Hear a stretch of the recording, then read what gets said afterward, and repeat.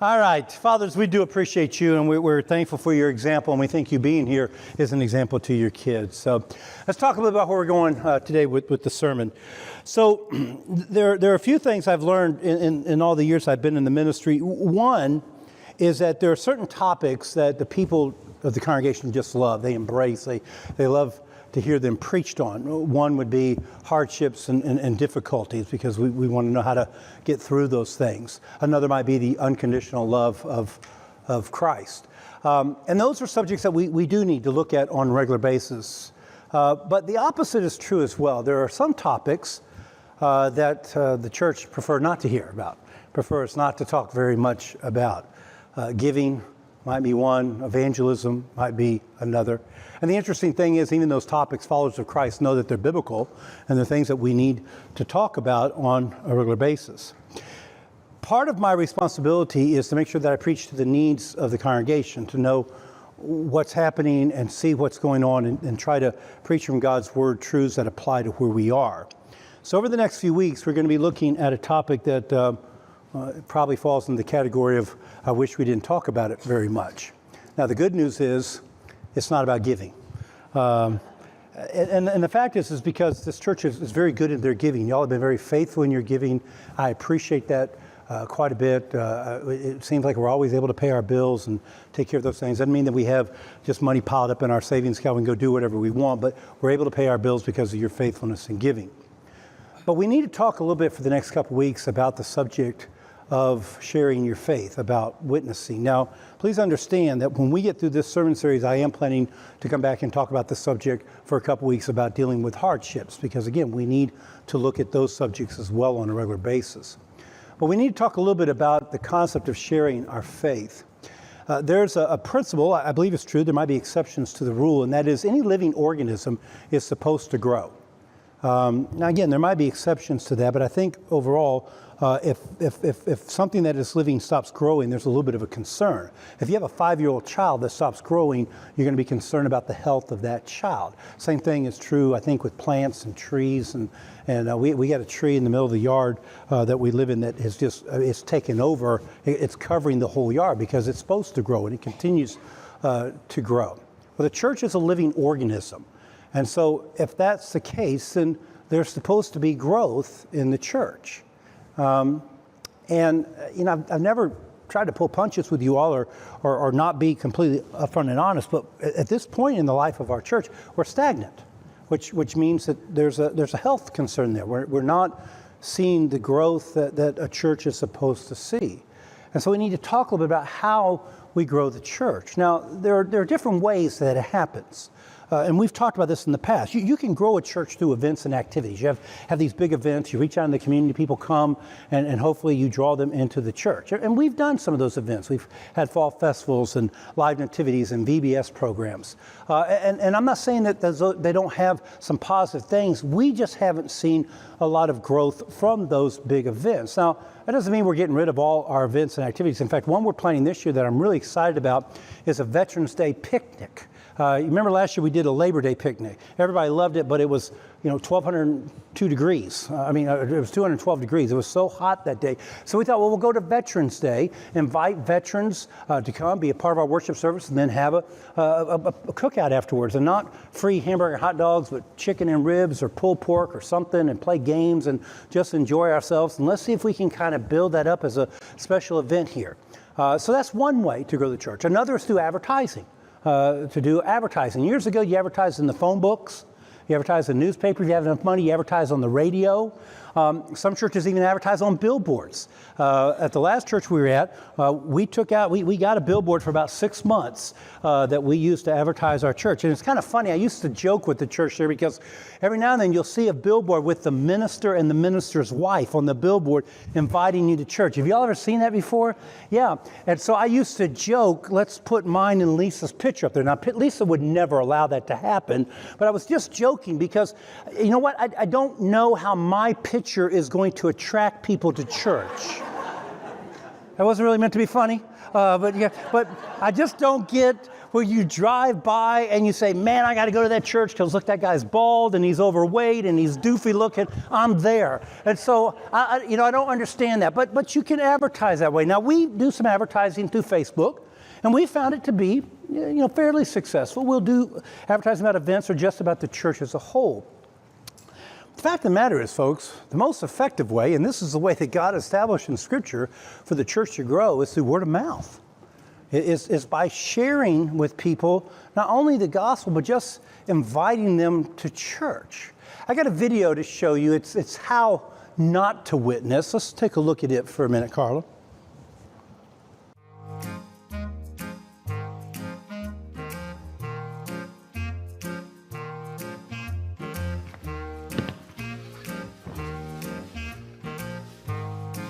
Hi. What's up? So there's a place that I go to on Sundays. You want to go with me?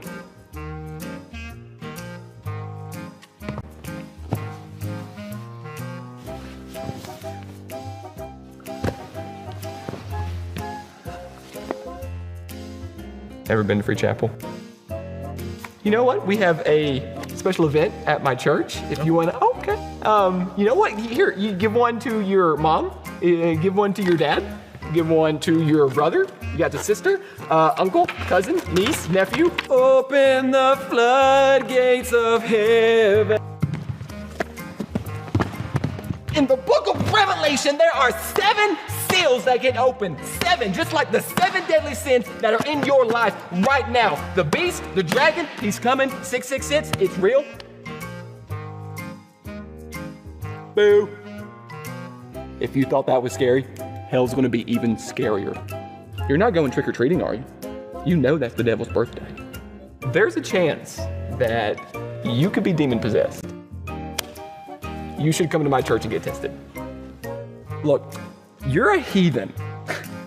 If you trace that back in the Strong's Concordance, basically what that means is you're a terrible person, like a really terrible person. But that's okay. We all are, brother. Looks like you don't have the Bible app on here. Lucky for you, I got the real thing. Genesis 1:1, Numbers 26 verse 20, the descendants of Judah by their clans. And Revelation chapter 22 verse 21 says, the grace of the Lord Jesus be with God's people. Amen. And Lord, I pray that you would lead this man to Free Chapel, that you would show him that he is a sinner, a no good sinner, Lord, and that every time he tries to sin, Father, that you would convict his heart, Lord. Yes, Lord, bless this man, Father. Lead him to your house, Free Chapel, where the Christians are, Lord. Have your way in his life, I pray, Lord. Thank you, thank you. Yes, he's got it, he's got it. Thank you, Lord.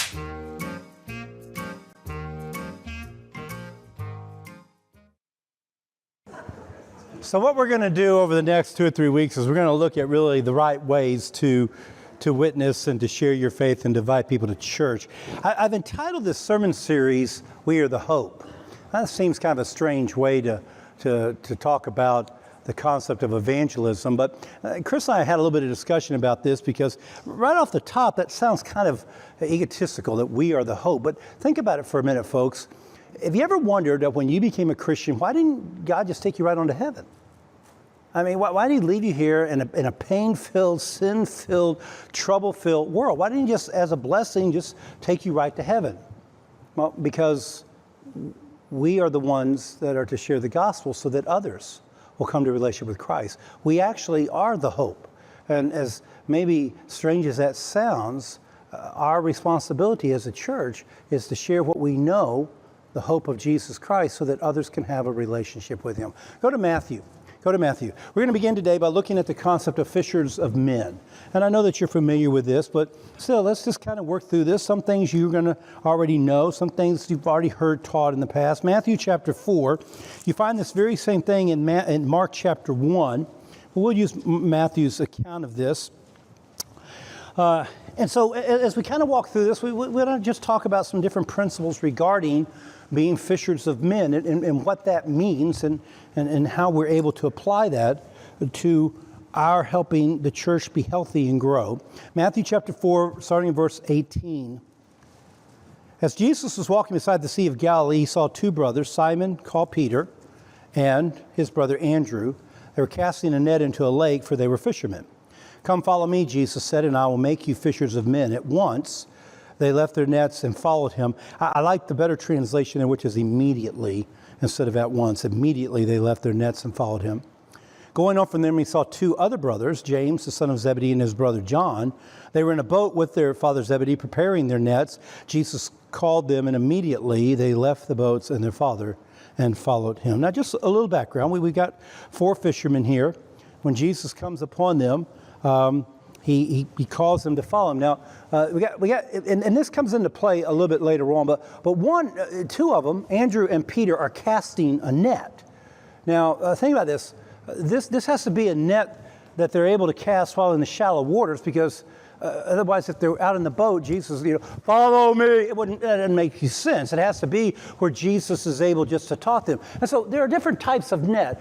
This is a cast net, in essence. Many of you have seen it. Just depends, maybe somewhere from 15 feet around, a little bit bigger. Its main purpose is to catch bait fish. And then you use that bait fish to catch larger fishes. The first time I ever really knew anything about a bait fish, I was just a kid. My dad used to come up from Orlando up here to Jacksonville, actually, and go shrimping. And so he would put out a meal, kind of a ball of food out there, and then when the shrimp began to run, he would go out with the cast net and he would cast it. And so that's what Peter and Andrew are doing. They're casting that day using these cast nets. Now, James and John, though, are doing something a little bit different.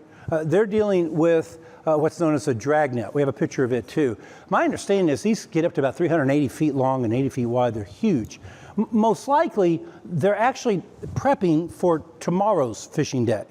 And so they're mending their net. They're in the boat. This drag net stays in the boat. I think a lot of times we think that these boats the fishermen used were John boats. They weren't.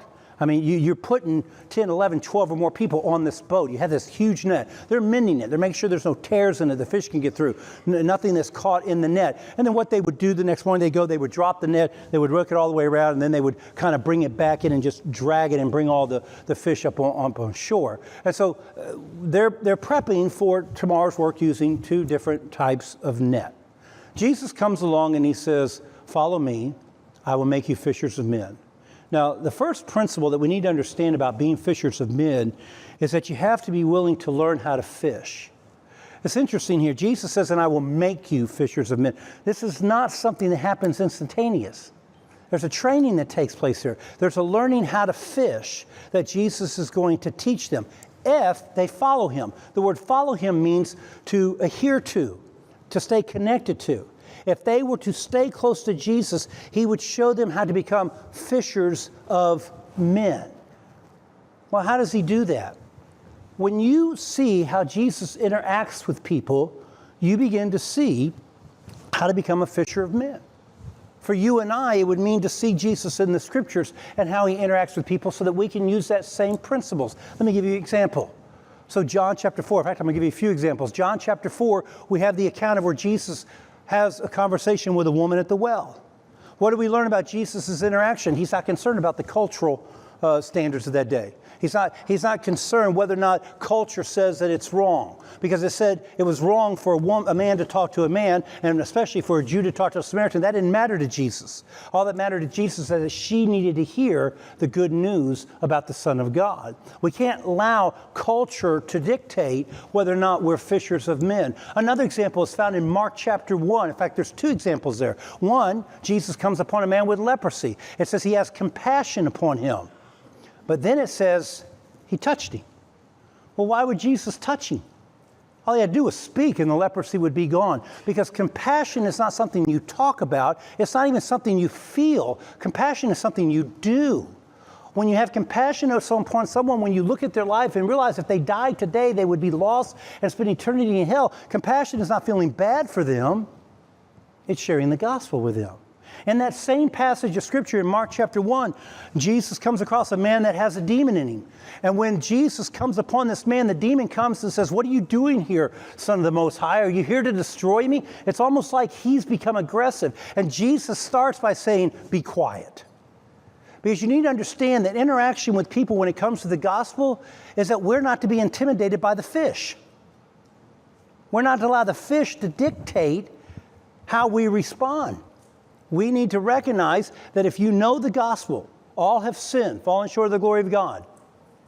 Sin leads to death. Jesus Christ died on a cross and rose 3 days later to take our place and to pay for our sins. Your response is to accept him by faith.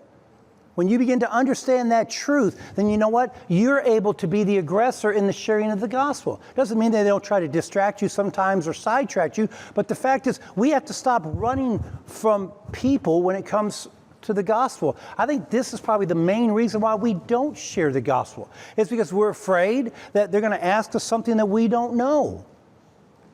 Is there anybody in here that's ever been asked something that they didn't know before? It didn't really destroy our lives as far as I know. My second favorite phrase is, I don't know. It's not my favorite. I don't know what my favorite is. I made it up. My point is, I say it all the time. I don't know. Someone asked me something today. I think Mike asked me something today. I said, Mike, I don't know. They don't tell me these things here at the church. I don't know. They just tell me when I'm supposed to preach. That's how it works. Look, it's okay, but we've become intimidated by the fish. We don't go and fish because we're scared to death that we're going to offend them, we're going to hurt them, we're not going to know what to say. Jesus teaches us, look, we're not to be intimidated. We are to be the ones that are on the offensive because we have, as Paul would say, the power of the gospel. And it's more powerful than anything else. What about in, I think it's over in John as well, maybe John chapter 7, I'm not positive, where Jesus comes face to face with the woman caught in adultery? What do we learn about Jesus when it comes to interaction then? That we're not to keep the gospel to ourselves because someone has a past that we don't like. We're to share the gospel. I have to tell you right now, if you were to follow my example when it comes to sharing the gospel and interact with people, you would find that I would share the gospel with the people that are like me. That wasn't Jesus. He shared the gospel with anyone and everyone. One of my favorites is there in Mark chapter 7. A woman comes to Jesus and says, Jesus, listen, my daughter is sick. And Jesus said, why are you asking me this? You're a Gentile. I'm here to take care of the Jews. And she said, yeah, but even maybe you could just throw a little bit over to the Gentiles. And that's a terrible paraphrase, but that's the concept. And I think in that passage, what we see is that Jesus is very sensitive to what she needs and what she's looking for. Part of being a good fisher of men is learning to be sensitive when people are open to the gospel. And you know what?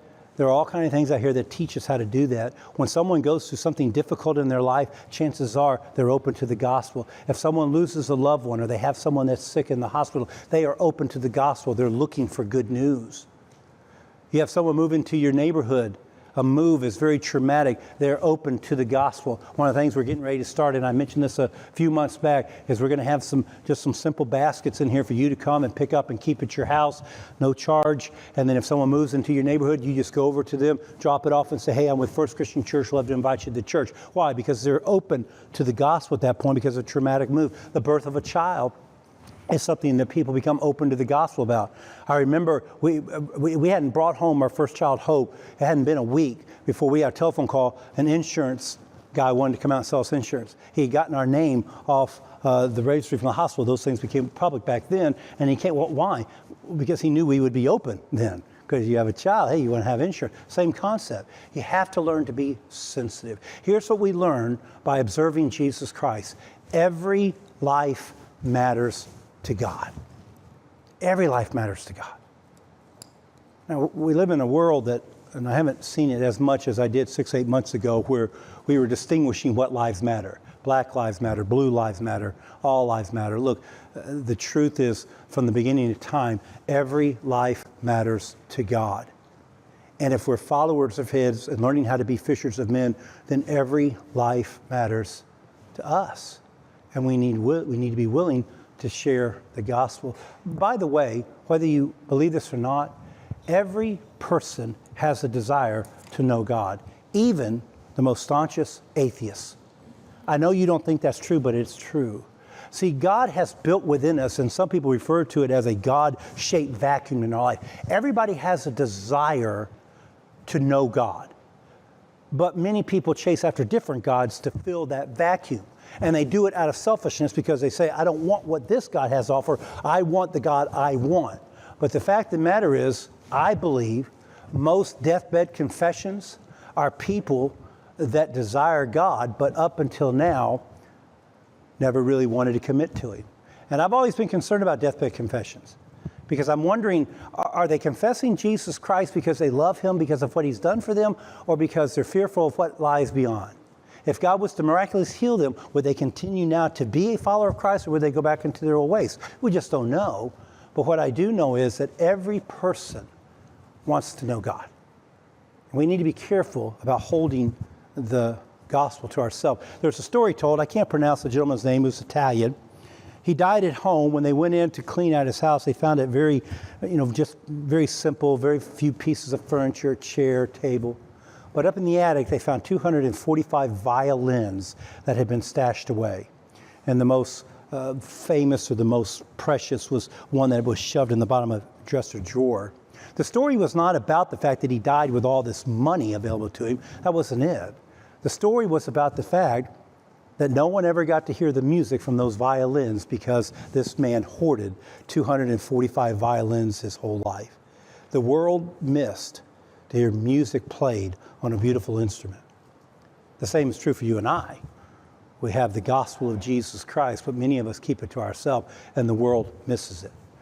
Now, what I want to do at this point, because I think that's just direct from Scripture, we need to be followers of Christ, we need to study, we need to learn. Look, when my ministry is all done here, whenever that is, the one thing I hope that you all will take from this, my ministry, is this truth. Don't study the Bible for information. Study the Bible to know Jesus Christ. Don't study just to gather information to be able to quote Scripture. Study it to know what Jesus is like. And so begin now, when you study the Scriptures, and I would always be in the gospel. You study a couple books at a time, but always be at least in one gospel, because that's the historical account of Jesus. And when you study, just don't study to learn the truths about the story. Study to know Jesus, study to know God, study to see Him interact, to see how He treats people, to see His characteristics. Use that as part of your study. Now, I want to go to some very practical applications regarding being fishers of men. And so I begin to think about this because it's kind of interesting here. So in this account right here, we got 4 fishermen, right? We got Andrew, we got Peter, we got James, we got John. We know there's at least 7 fishermen among the 12 apostles. Now, Jesus chose 12 apostles because that's just one of His favorite numbers, right? We see 12 all the time, just like we see 40. We see 12, there were 12 tribes, there's 12 gates in the new heaven, there's 12 foundational stones. 12 seems to be a favorite number of Jesus. He chose 12 apostles. We know there was at least 7 apostles that were fishermen. These 4. And then if you remember back in John chapter 21, after Jesus' resurrection, before His ascension, He told the apostles to go wait. We preached on this a few months back. But some of them, 7 of them, went fishing instead. And the ones that are named that went fishing was Peter, James, John, Nathaniel, and Thomas, and then 2 others. Now, one of those could have been Andrew, because we know Andrew was a fisherman because of our text in Matthew. So that means that there would have been 7. But if one is not Andrew, and Andrew just didn't go with them there in John 21, then that would mean that there are 8 fishermen of the 12. Why would Jesus choose more than half of His apostles out of the profession of fishermen? I think because Jesus understood that to be fishers of men, that fishermen could relate to some of the principles that would be applied in order to be fishers of men.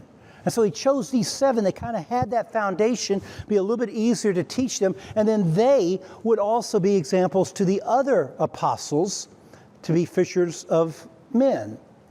The principle is this.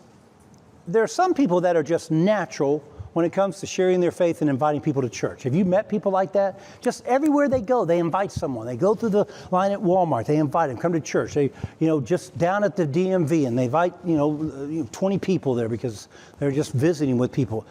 But that doesn't excuse the rest of us. We are to learn how to be fishers of men, and we need to learn it from people that are gifted in the area of fishing and being fishers of men. And so Jesus is going to take some of the principles of being fishermen and apply it, I think, to fishers of men. So let me share a couple practical applications about being fishers of men. First of all, in order to be a fisher of men, you got to put the bait on the hook. That's really important, folks. If you're going to catch fish, You have to bait the hook. Now, sometimes we catch fish by accident. There are times that I will throw out an artificial bait and I'll just be reeling it in and it'll accidentally hook a fish. Maybe that happens as fishers of men, but most of the time it needs to be intentional. And so you put bait on the hook. That's the first step in being fishers of men. When I first got here, I hadn't been here very long, and I met Aaron Findell. And Aaron loves to fish. Man, he loves to fish. And one Wednesday, he got here early for church, and he came back over about time for church, and he had a picture of this huge fish that he just caught. Just took it on his phone. He had caught it in the pond right here behind Starbucks. And I said, well, how'd you catch that thing? He said, well, I had a worm on there, and it hit it, but it took my worm completely off. I said, well, what'd you do? I said, you put another worm on it? He goes, no, I didn't have any more bait. So I picked up a piece of aluminum foil, and I put it on the hook and threw it out there, and the fish hit it, and he caught it with a piece of aluminum. Now I would have gone home. I would have done. I don't have any more bait. And he's looking for bait everywhere, so he uses aluminum foil. That's sad that he can do that. I don't... He might have a special gift as a fisherman, but you got to put bait on the hook. So what's the bait for fishers of men? It's any story about the goodness of God that you've experienced in your life. Surely you have stories about how God has been good to you ever since you gave your life to Him. A story of healing, a story of freedom from addiction, a story of Him walking with you through some difficult times in your life. I want to show you something really interesting. Look, if you would, at Psalms chapter 34. Do I have that? I don't have Psalms 34:5 on there? Okay. Well, Psalms 34:5 very simply says this. God says, well, okay, that's fine. Yeah, that's it. 34:8, sorry. Taste and see that the Lord is good. Now, leave that up there for a minute. Taste and see the Lord. Tasting is something that's objective. Is it not? It's something that's objective. It's something that's real. Example, if I showed you a picture of banana pudding, I do have that because I looked at it quite a bit this week, thank you. You might go, man, that looks great. I'd love to have some of that. But if I brought banana pudding and passed it to each one of you, you would taste it, right? Because it becomes something real. Bait is real. It's something you've experienced. It's something God has done good in your life that you have experienced. It's not a description of God. It is something that you have experienced. That's the bait that we are to use, folks. We are to be sharing with people the story about the good things that God has done in our life. And you should have more than one story. Look, this is no different than what we call the testimony. It's your testimony. It's about what God has done for you, not just to bring you into a relationship with Him, but what He's done with you afterwards. I have a whole armload of things that God has done for me and how He has been good to me and how He has provided for me at times that I didn't think He was going to. And I have that ability to share that story of goodness, and so do you. Now, a lot of you say, well, I'm not very good at telling stories to people. Oh, yes, you are. You do it all the time. All the time. You talk about your kids. You talk about your grandkids. You talk about your job. You talk about what you used to do. When we were at the car wash last Saturday for the teens, this fellow pulled up, and he was going to hang around. He dropped off his car. He was going to hang around, so we're sitting underneath the tent. And I asked him, what do you do? And he informed me that he was a retired Coast Guard guy. And for the next 15 minutes, he told me everything about the time he went into the Coast Guard to his retirement and how that even kind of filtered over, because he wanted to tell. You tell stories all the time. You tell things about your job. You tell things. I know of people that are part of organizations that they're just in love with, that every time you're with them, they tell you about that organization. You can tell stories. What you're telling is the good things that God has done for you. That's your testimony. And you know what? That's what people want to hear. That's what they need to hear. Understand this truth. You don't have to have a bad story for it to be a good story. What I mean is you don't have to have a past about how wicked you were and how far you got away from God and how you got into this, that, and the other thing, and then how God brought you out of it in order for that to be a good testimony. It doesn't always work that way. a lot of times the testimony that you have is a testimony that God has been working in your life from a very young age. One of the best testimonies I've ever read is about a man by the name of Jack Hayford. Anybody ever heard of Jack Hayford? Jack Hayford was a preacher that wrote the song Majesty. Majesty, worship His majesty. Everybody know that song? That song and the song How Majestic Is Your Name are the two songs that turned the church away from hymns into contemporary choruses. Those were the first two out. And the song Majesty is still one of the top 100 contemporary choruses to this day. Jack Hayford grew up in the Christian church, and he began to tithe at the age of 5.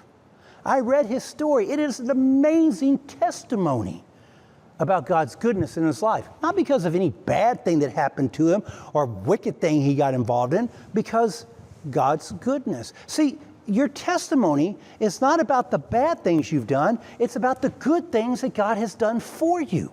That's your testimony. You do understand, don't you, that the grace that brought people out of a bad background is the same grace that keeps many of us in it.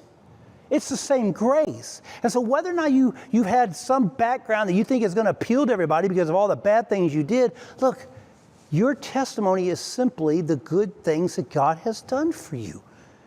And there are many. You've just tended at times to forgotten them. So you got to put the bait on the hook. You'll never be a fisher of men until you begin to tell or begin to recognize the good things that God has done and the stories of the goodness in your life that He has allowed you to experience. The second very practical principle regarding fishermen that lead to fishers of men is that you've got to put the bait in the water. You got to put the hook in the water. You're not going to catch many fish fishing on shore, on the ground. It's just not going to happen. And so you've got to be willing to put your bait into water. What does that mean? Look, it's wonderful for you to share all the good things that God has done for you in these walls. But you're not going to catch many fish in here. You're going to encourage people, but you're not going to catch many fish. It's got to be outside of these walls. It's got to be where you're involved, where there are people that need to know Jesus Christ. And so you need to look at your life and see what areas do I have association with people that are not Christians. Some of you, it's built in. It's a job. You have a job where there's a lot of folks that are part of that job, and many of them don't know Christ or don't care anything about Christ. There are some potential fish for you to throw your bait into the water and do a little fishing. Maybe you have a job that doesn't have a lot of folks, but has high turnover, in and out. That there are people you have a chance to share the good stories that God has done for you, the goodness that God has done for you. For some of you, you have kids that are in sports leagues. I'm telling you right now, if you have a child that's in a sports league, every time you go to practice, every time you go to a ball game, you got fish all around you. An opportunity for you to share the goodness that God has done for you. Let me just give you a scenario, and I don't think it's far-fetched. I really don't. I know that hypotheticals can drive us crazy sometimes. This is not far-fetched. Let's say that you're at your child's soccer game.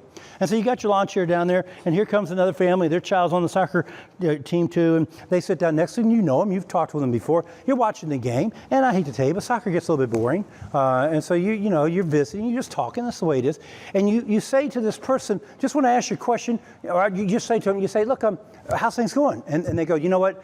It's been a tough week. My mom is really sick. They put her in the hospital. We don't really know what the outcome's going to be. Now, we're sensitive, right? We recognize that because of what they're going through, they're open to the gospel. You have an opportunity at that moment to share good things that God has done in your life in that same situation. Now, for me, my response would be something, I'm really sorry to hear that. I know that's got to be tough for you and the kids. I remember that when my dad, before he passed away, he began to get pretty sick. And we as the kids didn't know what to do. We actually put him in a nursing home, but he broke out that very same day. And he did. He broke out. At the nursing home, it was really kind of funny. My dad was like this. When he got in there and they put him in the room, he then took his oxygen and he went and stood at the door and he watched people come in and he timed it. That when someone came in, he ran out before the door shut. And we couldn't find him. We looked up. He was at a Subway having a sub. He didn't want to be there. We took him home, and he stayed at home. But he progressively got sick. And I remember the last time that I saw my dad, I had gone up to the hospital, about a 4-hour trip. I'd gone up there to visit him, was up there for a couple of days. And before I left, He wasn't able to communicate. He was had a little bit of a drug coma type of thing. I leaned down and kissed him and said, I'll see you later, Dad. 4 days later, Mom called me and said that he passed away. And I had such a sense of peace because I remembered what I had told my dad. I'll see you again. And I will see him again. That's the promise I have. That's the goodness that God has given me.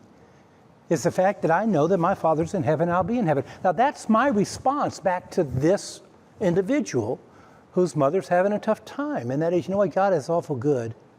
Well, Jim, what if they ask you, well, why would God let her get sick? My answer is, I don't know why God does what he does sometimes. All I know is that he's good and he cares and he knows when you hurt and he knows when you cry. Look, listen to me, folks. There's no way you're sitting at a soccer game and you say to this person, look, I know God's going to work through this in your life. That they're going to stand up in the middle of that soccer game and go, you Christian, I don't want anything to do with you. Don't tell me about Jesus. I hate your God. They're not going to do that. We think they are. That's what's in our mind, that they're going to go crazy at the soccer game. And everybody on the other team is going to stand up and point us and go, oh, you wicked person. They're not going to do that. They want to know how they get through this. We have to get the imagination out of our mind of what we think people are going to do. We have the greatest news in the world. God has done some wonderful things in your life. And people need to hear it. You don't have to be mean, you don't have to be arrogant, you don't have to be over the top. You just are sensitive and you share the gospel with them. So get involved somewhere outside these church buildings. I've mandated to our staff that come September, every one of our staff are supposed to be involved in some sort of a community type of organization. Because look, this is our fishing right here. And we need to be fishing out there along with you all. I'm thinking about maybe a 50 and over softball team. I would do 80 and over because then I would be the star, but they won't let me do that. I'm thinking about maybe a tennis league. There's all kinds of things. I have a preacher friend that went and volunteered at a preschool not far from the church, and every morning he goes down and opens the door for the parents to bring the kids in. He has a chance to say hi to them, and before he knows it, he's kind of conversing with them. Get involved in the Chamber of Commerce. Get involved in Kiwanis. There's all kinds of things you can do. Find a way to be involved so that you're fishing not inside this building, but you're fishing outside. Got to throw the hook in the water. You got to find a way. And then you're sensitive and you take the bait, which is very simply your testimony of the good things that God has done for your life. I want to share just a couple of things as we wrap up. The first is this, and it's a little bit of a concern. You're not going to find in any evangelism book what I'm about to tell you.